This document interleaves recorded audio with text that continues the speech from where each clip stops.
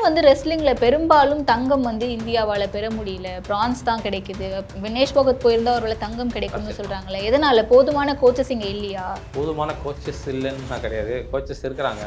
அவங்கள ஆக்டிவா மூவ்மெண்ட் பண்ண வருது கிடையாது. அந்த மாதிரி ரெஸ்ட்ரிக்ஷன்ஸ் இருக்கு. எதனால அந்த மாதிரி ரெஸ்ட்ரிக்ஷன்ஸ்? சின்ன வயசுல ஒரு கோச்சை சொல்லி கொடுத்து வராங்கன்னா அவனை வந்து கூட ட்ராவல் பண்ண வருது கிடையாது. வெயிட் லாஸ் பண்ணணும் எதுவும் இல்லை, ஜஸ்ட் உடம்புல இருக்க வாட்டர் கண்டென்ட் வெளியே எடுக்கணும். ஸோ அதை கண்டினியூ ஒர்க் அவுட் பண்ணிக்கிட்டே இருப்பாங்க. 3 to 4 hours கண்டினியூஸாக போயிட்டே இருக்கும். ஸ்கிப்பிங்ஸ் பண்ணுறாங்க, சைக்கிளிங் பண்ணுறாங்க, ஜாகிங் பண்ணுறதை தவிர்த்து பிளேயர்ஸ் கூட ஃபைட் பண்ணிகிட்டும் இருப்பாங்க. 4 to 5 kg கம்மி பண்ணிவிடுவாங்க பர் டேல. டேன்னு கூட சொல்ல முடியாது. 12 hours ஆர் 15 hours. ஒலிம்பிக்ஸ் பென்ட்ராக இருக்காங்கன்னா அங்கே வெயிங் முதல்ல வந்து மெடிக்கல் டெஸ்ட் பார்ப்பாங்க. மெடிக்கல்லாம் கிளாரிஃபை பண்ணதுக்கப்புறம் தான் வெயிங்ஸ். வெயிங்க்கு 30 நிமிஷம் டைம் கொடுப்பாங்க. ஒரு செட் ஆஃப் டைம் சொல்லிடுவாங்க. மார்னிங் 7 o'clockனா 7 to 7:30 30 மினிட்ஸ்க்குள்ளே நீங்கள் எத்தனை வாட்டி போகலாம் நீங்கள் வந்து வெயிங் செக் பண்ணிக்கலாம். 30 மினிட்ஸ் எக்ஸீட் ஆச்சுன்னா they are disqualified. 50 kg category அப்படிங்கிறது 50 kgக்கு அதிகமாக தான் இருக்கக்கூடாது, அதுக்கு கம்மியாக இருக்கலாம். அதான் சொன்னேன், முதல் நாள் வெயிங் பண்ணுறாங்க பார்த்தீங்களா, அந்த டைம் நம்ம காமிச்சா போதும். வெயிங் முடிச்சுட்டு நீங்கள் 55 இருந்தாலும் no one is questionable. Second day weighing பண்ணும்போது அதே 50க்குள்ளே இருக்கணும், அவ்வளோதான். அண்ணமால்னாலே மன திருப்தி தான். Annamal institute of hotel management, Chennai Amrita aviation and hotel management college. படிக்கலாம் இன்று, பறக்கலாம் நாளை. குவி, இந்தியாவின் தலை சிறந்த vernacular edtech brand, skilling everyone everywhere. வணக்கம் சார். வணக்கம். எப்படி இருக்கீங்க? நல்லா இருக்கேன். ஓகே, அஸ் அ ரெஸ்லிங் கோச்சா நீங்கள் சொல்லுங்கள், ரெஸ்லிங் அப்படிங்கிறது என்ன மாதிரியான கேட்டகரியில் அவங்க வெயிட் லாஸ் அப்படின்ற விஷயத்துக்கு வராங்க? ஏன்னா ரீசெண்டாக ஒலிம்பிக்ஸ் நடந்துட்டுருக்கு, நம்ம பார்த்துட்ருப்போம். ரெஸ்லிங்கில் நமக்கு ஒரு பிரான்ஸ் கிடைச்சிருந்தாலுமே கூட நமக்கு கிடைக்க வேண்டிய வெள்ளியோ இல்லை தங்கமோ வந்து பறிப்போ இருக்குது, தகுதி நீக்கம் செய்யப்பட்டிருக்காங்க வினேஷ் போகாட் அப்படின்ற ஒரு விஷயம் தான் பரவலாக பேசப்படுது. அவங்களுடைய அந்த 100 கிராம் எடை அப்படிங்கிறது எதனால் ஏறி இருக்கும்? ஆக்சுவலாக பார்த்தீங்கன்னா உங்களோட கேட்டகரியே பார்த்தீங்கன்னா 53 கேட்டகரிலாம் பண்ணியிருக்காங்க. லாஸ்ட்டு நேஷனல்ஸோ செலெக்ஷன் ட்ரையல்ஸோ இதுக்கு முன்னாடி இருக்க பாரிஸ் ஒலிம்பிக்ஸோ இதுக்கு முன்னாடி இருக்க ஒலிம்பிக்ஸ் எல்லாமே வந்து பார்த்தீங்கன்னா 53 கேட்டகரி தான் ட்ரை பண்ணியிருக்காங்க. திஸ் டைம் வந்து சேஞ்ச், அவங்களுக்கு வந்து 50 கேட்டகரி வந்து அவங்களுக்கு கம்ஃபர்டபுளாக இருந்திருக்கு, ஆர் அவங்க கான்ஃபிடண்ட்டாக இருந்திருக்கலாம். மேபி அவங்க 53லேருந்து வெயிட் கெயின் பண்ணி நெக்ஸ்ட் கேட்டகரியும் பண்ணியிருக்கலாம், லாஸ்ட் பண்ணி 50ல் பண்ணியிருக்காங்க. ஏன்னா 50 கேட்டகரியில் அவங்க கான்ஃபிடண்ட்டாக இருந்திருக்காங்க. ஐக்கான மெடல் எடுக்கலாம், பாசிபிளாக இருக்குன்னு சொல்லிட்டு அவங்களுக்கு ஒரு செல்ஃப் மோட்டிவேட்டரோ ரொம்ப ஹெவி ஓவர் கான்ஃபிடென்ட்னு சொல்லுவாங்களே அந்த மாதிரி கூட இருந்தால் தான் அவங்கள வெயிட் லாஸ் பண்ணி ஒரு கேட்டகரியிலேருந்து அந்த ஒரு நேஷனல்ஸ் இன்டர்நேஷனல் லெவலில் வந்து 53 தான் பண்ணியிருக்காங்க. அவங்க வெயிட் லாஸ் பண்ணி வரணுன்ற ஒரு தேவை இல்லை, 53லேயே அவங்க கம்ப்ளீட் பண்ணியிருக்கலாம். நல்லா ஒரு அவங்க கான்ஃபிடென்ட் பில்ட் ஆகணுனால தான் 50 கேட்டகரி வந்திருக்காங்க. அந்த கேட்டகரி வரணும்னா ஒரு செஷன்ஸ் இருக்குது. மந்த்லின்னு சொல்லிட்டு சர்டன் பீரியட் ஆஃப் டைமில் வந்து நீங்கள் 0.5 kg தான் குறைக்கணும். மந்த்லி மேபி 1 kg தான் குறைச்சிட்டே வரும், வெயிட் லாஸ் பண்ணிட்டே வருவாங்க.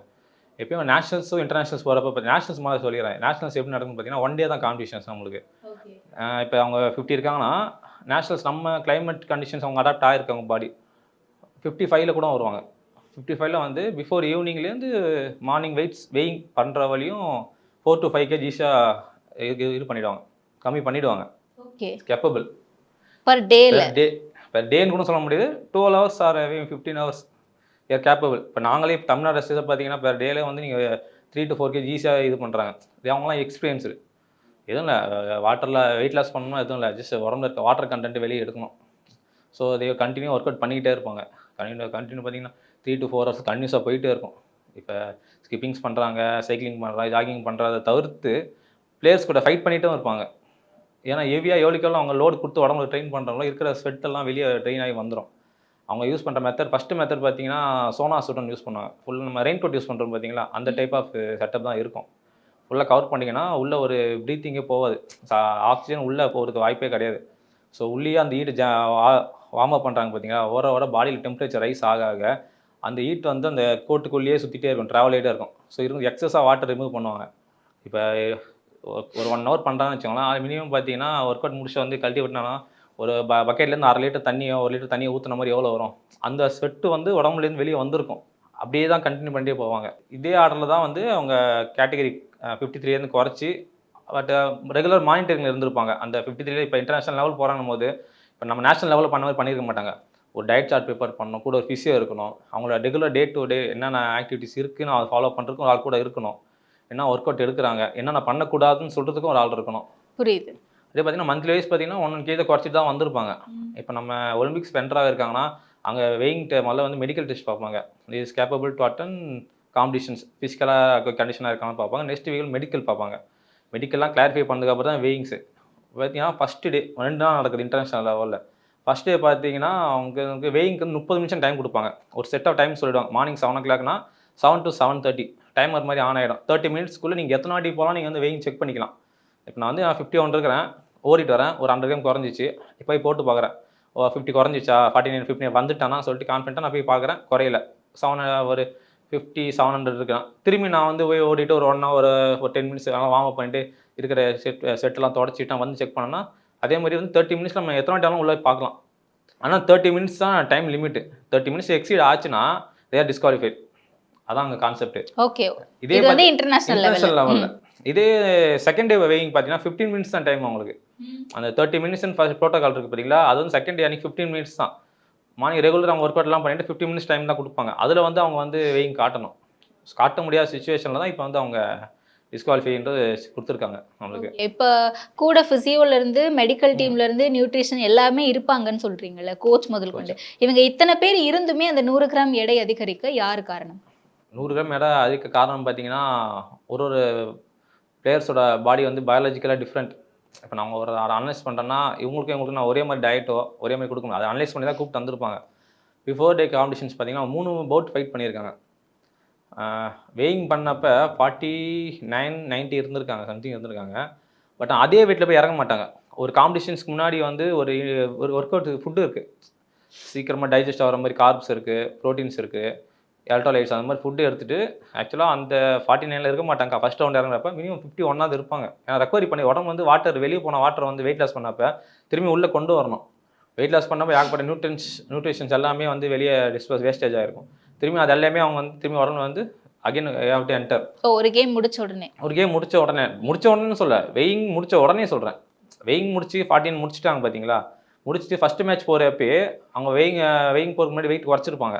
அது எல்லாமே திரும்பி வந்து உடம்புல வந்து திரும்பி ஆக்டிவாக கொண்டு வரணும்.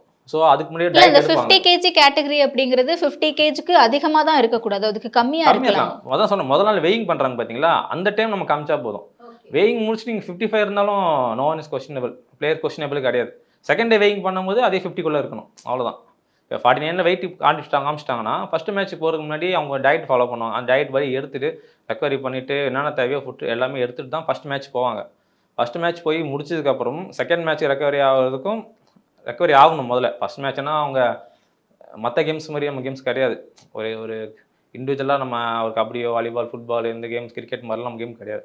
கூட நம்ம மேலே எப்பயும் ஒரு ஆள் வந்து நம்ம ஃபைட் பண்ணிகிட்டே இருப்பாங்க. கூட அவங்க மேலே வந்து ஒரு 50 கிலோ வச்சுட்டு நீங்கள் வந்து ஒரு 20 நிமிஷம் ஓட மாட்டாங்க. வெயிட் இல்லாமல் ஓடிடுவாங்க. அந்த கேன்சல் தான். கூட நீங்கள் ஒரு ஆள்கிட்ட ஃபைட் பண்ணிகிட்டே இருப்பீங்க. அவங்களோட இப்போ நீங்கள் 50 kg அவங்க 50 kgனா அந்த 50 kg லோடு உங்கள் மேலே போடுவாங்க. மேட்ச் அப்போ எக்ஸஸான லோடு போடுவாங்க. திரும்பி ஒரு மேட்ச் முடிச்சுட்டு வரப்போ ஃபுல் ட்ரெயின் ஆகிடுவாங்க. பாடி லெவலில் என்னென்ன இருக்கோ நியூட்ரிஷன்ஸ் எதுவுமே இருக்காது. அது திரும்பி ரெக்கவர் பண்ணணும். ஒரு ஃபஸ்ட் ரவுண்டுக்கு அப்புறம் திரும்பி ரெக்கவர் பண்ணணும். அப்பயும் ஃபுட் எடுக்கணும், டயட் எடுக்கணும். திரும்பி அதே மாதிரி நெக்ஸ்ட் மேட்ச்சுக்கு ரெடி ஆகணும். திரும்பி அதே மாதிரி அதே ப்ரோட்டோக்கால் தான். ஃபஸ்ட் மேட்ச்சுக்கு அவங்க வெயிங் முடிஞ்சு என்ன பண்ணுறாங்களோ அது ஃபஸ்ட் ரவுண்டுக்கு அப்புறம் என்ன பண்ணுறாங்களோ அதுதான் ஈவன் தேர்ட் ரவுண்ட் வரும். இன்னும் என்ன பார்த்தீங்கன்னா ஒரு நாளைக்கு 3 ஃபைட் பண்ணியிருக்காங்க. பாடியோட அவங்க டெம்பரேச்சர் ஹை லெவலில் போகலாம் அவங்க கண்டிஷன்ஸ் பொறுத்து. அதனால் கூட ஒரு சர்வைவல் ஸ்கில்லுக்காக மசில்ஸ் வந்து மோர் வாட்டர் எடுக்கும். அவங்க பயாலஜிக்கலாக அவங்க ஒரு சர்வைவல் பண்ணுறதுக்கு என்ன பண்ணுமோ மசில் ஆட்டோமேட்டிக் நம்மளை மீறி ரியாக்ட் பண்ணணும். இருக்கிற வாட்டரை வந்து நம்ம லிக்விடாக இன்டேக் எடுத்தாலும் அது இருக்காத பட்சத்து நேச்சர்லேருந்தும் அப்சர்வ் பண்ணிக்கும். நாங்கள் நேஷனல் லெவலில் பார்த்தீங்கன்னா வெயிட் லாஸ் பண்ணிட்டு இருப்பாங்க. ஒரு 50 வரான்னு வச்சுக்கோங்க, 49.990 இருப்பாங்க. ஒரு 10 கேம்ஸ் 100 கேம்ஸ் அவ்வளோதான் வித்தியாசம் இருக்கும். ஜஸ்ட் ஒரு 5 மினிட்ஸ் போய் உட்காந்தாங்கன்னா திரும்பி ஒரு 200 கிராம்ஸ் ஏறிடும். நம்மளை கண்ட்ரோல் பண்ண முடியாது. நேச்சரில் இருக்க அந்த அட்மாஸ்பியர் மாய்ஸ்டர் எல்லாம் நம்ம பாடி ஆட்டோமேட்டிக்காக நம்மளை மீறி அப்சர்வ் பண்ணணும். அந்த சைடில் நம்ம திரும்பி அதே ப்ராசஸ் ஃபர்ஸ்ட். அது எப்படி சொல்றாங்க எல்லாரும் அப்படின்னா, ஒவ்வொரு கேம் முடியும் போதும் ரெஸ்லிங்ல பாக்ஸிங்ல மட்டும் ஒவ்வொரு கேம் முடிஞ்சதுக்கு அப்புறமும் அவங்க வந்து வெயிட் கெயின் ஆவாங்க. கெயின் ஆவாங்க. அதை தான் சொல்கிறேன். வெயிட் கெயின் ஆவாங்கன்னா சும்மா கெயின் ஆக மாட்டாங்க. ஃபுட் எடுப்பாங்க. முடித்த உடனே 6 மினிட்ஸ் ஒர்க் பண்ணுறாங்க. நம்ம வந்து பார்த்தீங்கன்னா 3 மினிட்ஸ் 30 செகண்ட் 3 மினிட்ஸ் வரும். முடித்த உடனே கெயின் ஆகிறதுக்கு என்ன ரீசன்னா வாட்டரு கார்ப்ஸ் எடுப்பாங்க, ப்ரோட்டீன்ஸ் எடுப்பாங்க. இது வந்து என்னென்னா அவங்களோட மசில் எதுவும் டேமேஜ் ஆகாமல் இன்ஜுரி ஆகாமல் தேவையான நியூட்ரிஷன்ஸ் நம்மள உடம்புக்குள்ள இருக்க மசிலுக்கு நியூட்ரிஷன்ஸ் எல்லாம் தேவையானது கொடுக்கணும். கொடுத்தாதான் கெயின் ஆகும். இல்லைனா இப்போ என்ன ஷேடாக இருக்கும் அதே ஷேட் தான் இருப்பாங்க. ஏன்னா நெக்ஸ்ட் மேட்ச் அவங்க பண்ண முடியாது. ஓகே, நெக்ஸ்ட் மேட்ச் ப்ரிப்பேர் ஆகிறதுக்கு முன்னாடி அந்த மாதிரி ஃபுட் எடுப்பாங்க. முடிச்சதுக்கப்புறம் இதே மாதிரி வெயிட் கெயின் ஆகும். திரும்பியும் செகண்ட் மேட்ச் முடிச்சப்போ திரும்பி சொல்லுங்கள் 49 வரலாம், திரும்பியும் மேட்ச்லேயே வரலாம். திரும்பி அதை வந்து அவங்க போன வாட்டர்ஸ் எல்லாமே டேட் ஆகிருக்கும், அது எல்லாமே திரும்பி அவங்க வந்து ரீகெயின் பண்ணணும். ஓகே. ஸோ அதுக்காக திரும்பி ஃபுட் எடுப்பாங்க. செகண்ட் மேட்ச் அப்புறம் ஃபுட் எடுப்பாங்க. தேர்ட் மேட்ச் முடிச்சதுக்கப்புறம் ஃபுட் எடுப்போம். ஃபுட் எடுத்ததுக்கப்புறம் தான் அவங்க வந்து வெயிட் லாஸ் ட்ராவலே பண்ணியிருப்பாங்க. 12 hours பண்ணியிருக்காங்க பார்த்தீங்களா, வெயிட் குறையலன்ட்டு அது பண்ணியிருக்காங்க. So okay. வந்து நீங்கள் ஒரு 5 minutes கூட சும்மா உட்கார முடியாது வெயிட் லாஸ் ஏறி அப்போ உட்காந்திங்கன்னா இருக்கிற மாய்ஸ்டரில் இருக்கவங்களா அந்த அட்மாஸ்பியரில் இருக்க அந்த இதுவே உங்களுக்கு வந்து பாடி அப்சர்வ் பண்ணிக்கும். புரியுது. பட் அவங்க இதுக்காக அவங்க ஹேர் லாஸ் பண்ணது, ஆமா. அப்புறம் பிளட் டொனேட் பண்ணதெல்லாம் சொல்றாங்கல்ல, இதெல்லாமே பாசிபிளா? ஏன்னா இப்ப அடுத்த நாள் இதெல்லாமே பண்ணிட்டு அவங்க போய் ஸ்போர்ட் விளையாடணும் திரும்ப அப்படின்ற ஒரு சிச்சுவேஷன் தான் இருந்தது. அந்த இடத்துல அவங்க ஃபெயிண்ட் ஆயிட மாட்டாங்களா? பெயிண்ட் ஆக மாட்டாங்க. ஆக்சுவலி இது மாதிரி அவங்க மோர் எக்ஸ்பீரியன்ஸ் அவங்க இன்டர்நேஷனல் லெவலில் பார்த்தீங்கன்னா இந்த மாதிரி நிறையா பேர் பார்த்துருப்பாங்க. நாலேஜாக கூட இருக்கவங்க நாலேஜாக இருக்கிறதுனால தான் வந்து அவங்க அந்த மாதிரி டிசிஷன் எடுக்கிறாங்க. இப்போ வந்து இப்போ கூட இருக்க டாக்டர்ஸ் வந்து அட்வைசபிள், இவ்வளோ நீ பண்ணணும், இதை பண்ணால் ஓகே, சேஃப்டி என்விரான்மெண்ட்னா ஓகே, அது எக்ஸீட் பண்ணால் தான் உங்களுக்கு ப்ராப்ளம்.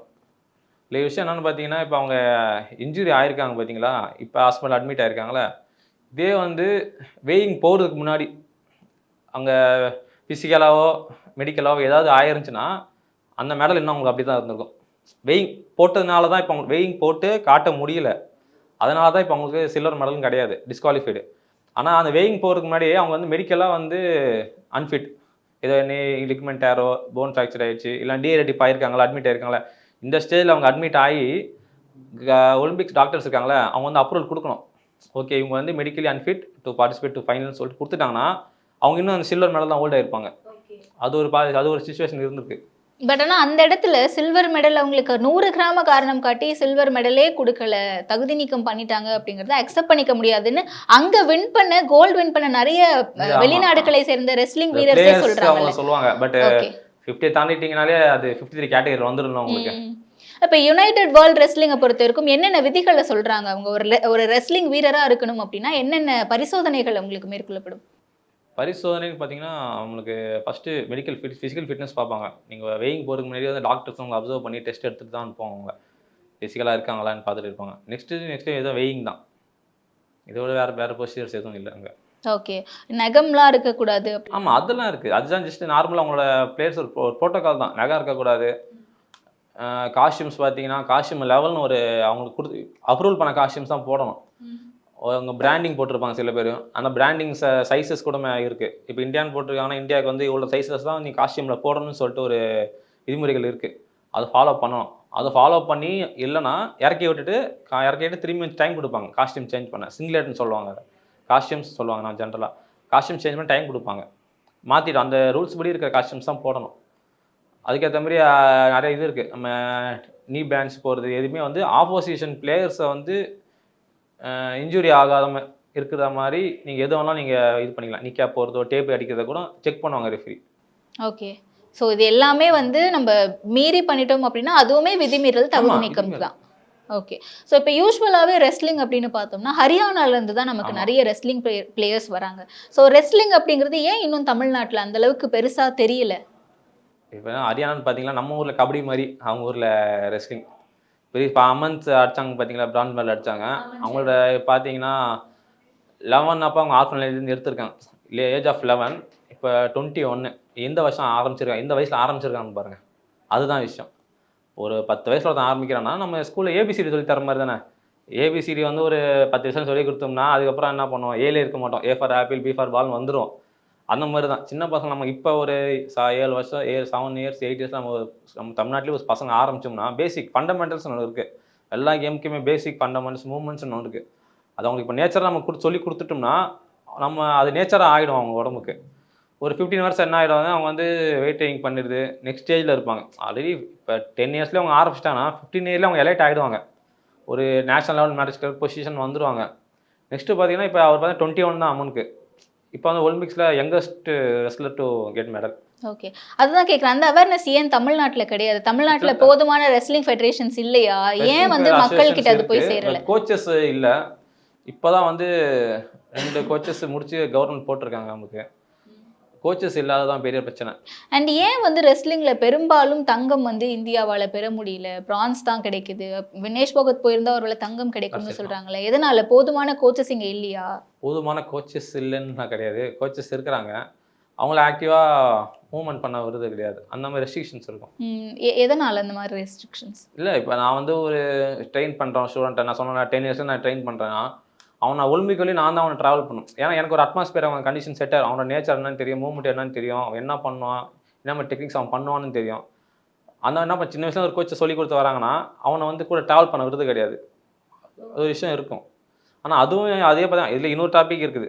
ஒரு விஷயத்த நீங்கள் வந்து விட்டால் தான் இன்னொரு விஷயம் கிடைக்கும். அந்த மாதிரி ஒரு கோச்சிட்ட கற்றுக்கிட்டீங்க பார்த்தீங்களா, அது வந்து ஒரு ஸ்டாண்டர்ட் தான் இருக்கும். இன்னொரு கோச் அதோட நெக்ஸ்ட் லெவல் இருக்கும் போது இந்த கோச்சிட்ட அந்த கோச்சிட்ட போய் தான் ஆகணும். அது ஒரு இது இருக்குது. ஸோ கவர்மெண்ட், ஸ்டேட் கவர்மெண்ட்டாக இருக்கட்டும், சென்ட்ரல் கவர்மெண்ட்டாக இருக்கும், கவர்மெண்ட் சார்பில் இருந்து ஸ்போர்ட்ஸுக்கோ இல்லை ரெஸ்லிங்க்கு மட்டும் தனியாக அப்படின்னா என்ன மாதிரியான நிதி உதவிகள் பண்ணுறாங்க? நிதி உதவி பார்த்தீங்கன்னா இப்போ ஃபண்டுன்னு போது முன்னாடியோட அலாட்மெண்ட் அதிகமாக தான் இருக்குது. இப்போ ரீசெண்டாக பார்த்து தமிழ்நாட்டில் கேலோ இண்டியான்னு சொல்லிட்டு ஈவெண்ட் மெகா ஈவெண்ட் இருந்துச்சு பார்த்தீங்களா. இதுக்கு வந்து பார்த்தீங்கன்னா நம்ம ஆஸ்ட் பண்ணோம். ஸோ இதனால் இது ஒரு பெரிய அவேர்னஸ் நம்மளுக்கு. ஆஸ்ட் பண்ணலாம் அவேர்னஸ் நம்மளுக்கு. இதை பார்த்தீங்கன்னா சென்ட்ரல் கவர்மெண்ட் சைடில் பார்த்தீங்கன்னா வந்து இப்போ நிறையா சென்டர்ஸ் இருக்குது. இந்த நம்ம திருச்சி இங்கே இருக்கிற சென்னையில் இருக்கிற மாதிரியே ஹாஸ்டல்ஸ் இருக்குது, ஸ்போர்ட்ஸ் ஹாஸ்டல்ஸ் இருக்குது. அவங்க வந்து கேம்ப்ஸ் ஆர்கனைஸ் பண்ணி டேலண்ட் ஐடென்டிஃபை பண்ணுவாங்க. இப்போ சொன்ன மாதிரி 10 வயசில் ஒருத்தன் கண்டுபிடிக்கிறோம் பார்த்தீங்களா, அதுவும் டேலண்ட் ஐடென்டிஃபிகேஷன் சொல்லுவாங்க. அவங்க ஒரு 12 இயர்ஸ் இல்லை வந்து 13 இயர்ஸ் அவங்க டெஸ்ட் வைப்போம், ஒரு மேஜர் டெஸ்ட் வைப்போம். அதில் அவன் என்னென்ன பெஸ்ட்டு பர்ஃபார்மன்ஸ் பண்ணுறோம் அதை வச்சு அவங்க மார்க் கொடுப்போம். மார்க் கொடுத்துட்டு அவனை வந்து அவங்க ஒரு கேம்ப் கொண்டு போவோம். கேம்ப் கொண்டு போய் அவங்க well trained coaches, physios, dietitian, nutrition, strength and conditioning coach அவங்களமா சயின்டிஃபிக்காக கொண்டு போவோம். முன்னாடி பார்த்தீங்கன்னா இப்போ கம்மிங் இயர்ஸ் பாருங்க இந்தியாவில் மெடலே இருக்காது. இப்போ ரெகுலராக பார்த்தீங்கன்னா மெடல்ஸ் வந்துட்டு தான் இருக்குது. மெடல்ஸுக்கு பட் ஆனால் லாஸ்ட் ஒலிம்பிக்ஸை விட இந்த ஒலிம்பிக்கில் ரொம்ப கம்மியாக தானே வந்திருக்கு மெடல்ஸ். கம்மி அது இதுதான். இதெல்லாம் இப்போ நம்ம முன்னாடியே விட நமக்கு வந்து சயின்டிஃபிக்காக மூவ் பண்ணிகிட்டு இருக்கோம். இட் டேக் சம் டைமில். இப்போ எல்லாருமே அடாப்ட் ஆகணும். கோச்சஸ் அடாப்ட் ஆகணும், ஸ்டூடெண்ட்ஸ் பிளேயர்ஸ் அடாப்ட் ஆகணும். அந்த பாதையில் தான் போயிட்டுருக்கோம். இந்த சயின்டிஃபிக்காக போனால் நான் இதில் பண்ணால் எனக்கு இது ரிசல்ட் இருக்குன்னா அதான் நான் பண்ணணும். கழுதையை கொண்டு போய் நான் குதிரை ரேஸ் ஓடனா குதிரை ரேஸில் கழுது ஜெயிக்காது. அதுக்கு 4 கால் ஓட தான் செய்யும். அங்கே குதிரையை ஓட வச்சா தான் ஓடும். அந்த குதிரை தான் நம்ம ட்ரெயின் பண்ணணும். அது மாதிரி தான் சயின்டிஃபிக்காக நான் ஒரு ஒர்க் அவுட் நான் கொடுக்குறேன், ஒரு டயட் கொடுக்குறேன்னா அதுக்கு வந்து ரிசல்ட் இருக்குன்னா அது நீங்கள் ஃபாலோ பண்ணணும். இந்த பிளேயருக்கு அது ரிசல்ட் கொடுக்கலன்னா உங்கள் வேறு டயட் ஃபாலோ பண்ணணும். எல்லாரும் ஒரே மாதிரி போகிறது தான் கொஞ்சம் நமக்கு இது. ஓகே. ஸோ இண்டிவிஜுவல் பிளேயருக்கு அவங்களுடைய கெப்பாசிட்டி தெரிஞ்சு நம்ம அவங்களோட மசில் ஆன டைம், பாடி ஆன டைம் எல்லாமே கண்டிச்சு அவங்க கெப்பாசிட்டி என்ன, அவங்க என்ன டயட் செட் ஆகும், அவங்க என்ன மாதிரி அவங்க கண்டிஷன்ஸில் என்வரான்மெண்ட்டில் அவங்க ப்ராக்டிஸ் பண்ணலாம், என்ன பண்ணக்கூடாதுன்னு சொல்லிட்டு ஒருவங்க தனித்தனியாக நம்ம பிரிக்கணும். அது நம்ம மிஸ்டேக் பண்ணுறோம். அது ஒன்று தான் பிரச்சனை. அண்ணமால்னாலே மன திருப்தி தான். Annamal institute of hotel management, Chennai Samitha aviation and hotel management college. படிக்கலாம் இன்று, பறக்கலாம் நாளை. GUI, இந்தியாவின் தலை சிறந்த vernacular edtech brand, skilling everyone everywhere.